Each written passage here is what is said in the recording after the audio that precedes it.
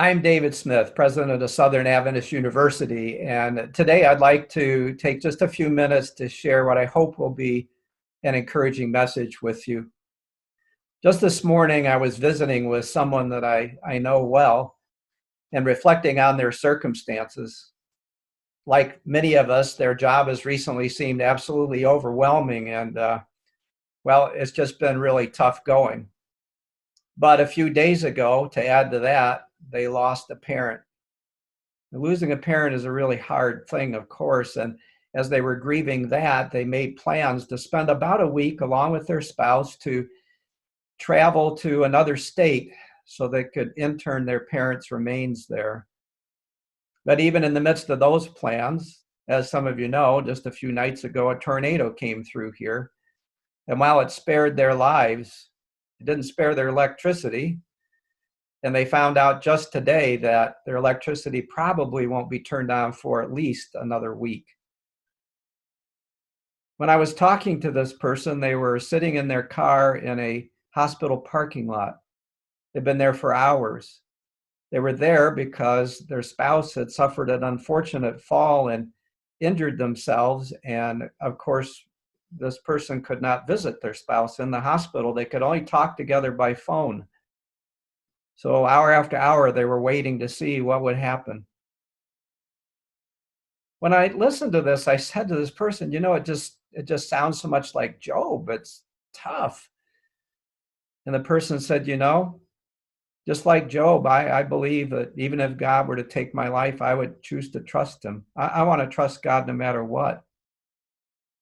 And I thought to myself, wow. See, I think the question of the day for each of us is, what's next? I mean, we've been through so much. Those of you who are students, think of all the adjustments. I don't have to remind you what they are and even know all of them that you've been through as you've transitioned home or sheltered in place somewhere and tried to take online classes and make all the adjustments and worried about your futures and summer jobs and all kinds of things, including, as I understand clearly, grades. And just a side note that if you are a student, I do plan to talk to your Student Association president on the subject of grades. And if you have something to share with him that would help it be a more informed conversation, please feel free to do that in the next couple of days. But you can feel overwhelmed as an employee too, and you've got plenty of things to worry about. I understand you've been sheltering in place. You're worried about your own or your family's health. You're worried about possibly employment itself. And what does the future hold? What's ahead? Because I recognize none of us know. So as we think about these things that fill our lives with uncertainty, so we find ourselves launched into a whole new world where, wow, what's next?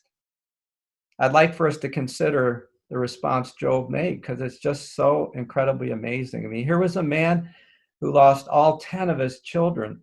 I can't fathom that. He lost all of his material goods. He was a very wealthy man, the wealthiest man in the whole East, the Bible says. He lost his friends who didn't support him really, and he didn't even have the support of his own spouse. And then he lost his own health. And on top of that, he could say, though God takes my life, I will trust in him. Job must have trusted in God's love so much that nothing could shake that trust. And that's the kind of trust I believe that we need to get us through all the what nexts in our lives right now, facing all the uncertainty that seems ahead of us.